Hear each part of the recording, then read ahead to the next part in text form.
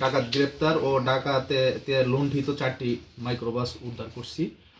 ঘটনাটা হচ্ছে 21শে নভেম্বর 2025 রাত আনুমানিক 1:20-এর দিকে। জনৈক সলেমান ড্রাইভার, উনি ওনার হায়েস্ট মাইক্রোবাসটি ঢাকা থেকে মেরামত করে শিবচরে, উনি শেখপুর এলাকায় ওনার বাড়িতে ওইদিকে যাচ্ছিলেন।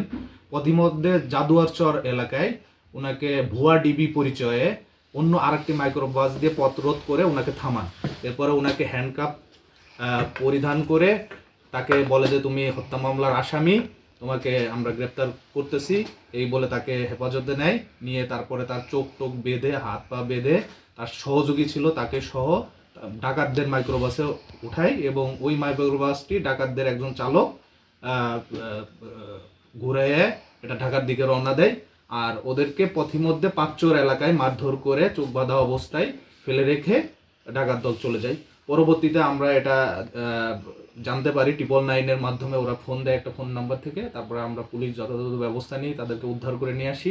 উদ্ধার করার পরে ওই দিনই 21 তারিখে মামলা হয়েছে, একটা ডাকাতি মামলা রুজু হয়। ডাকাতি মামলা রুজু হয়ে আমরা দীর্ঘদিন 1 মাস ধরে এই ডাকাতি মামলাটা কাজ করি।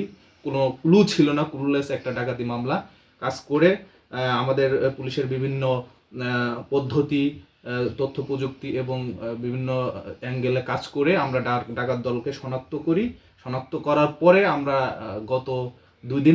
গতকালকে আমরা অভিযানে বেরোই। অভিযান বেরোনোর পরে আমরা ঢাকার আশেপাশে সাভার, আশুলিয়া, হেমায়তপুর, কুমিল্লার দিকে ডাকাতদের পিছু নিই। এরপরে সাভার এলাকায় যেয়ে আমরা 4 জন ডাকাতকে গ্রেপ্তার করি।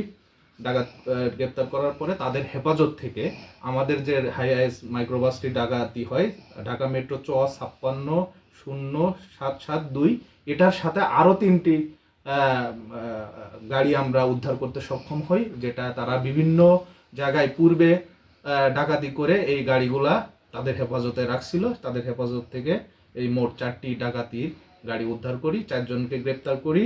আরও যারা সদস্য আছে তাদেরকে আমরা আইডেন্টিফাই করেছি, তাদেরকে আমরা গ্রেপ্তারের প্রচেষ্টা চালাচ্ছি। মোটামুটি এই ডাকাতি কাজে মোট 11 থেকে 12 জন জড়িত ছিল আমাদের যে। নতুন এবং ফিরে আসা গ্রাহকদের জন্য নগদে চলছে ক্যাশব্যাক সহ প্রতিদিন হাজারো উপহার জেতার সুযোগ। হবে আশা আর ফেরা, সারপ্রাইজ সেরা।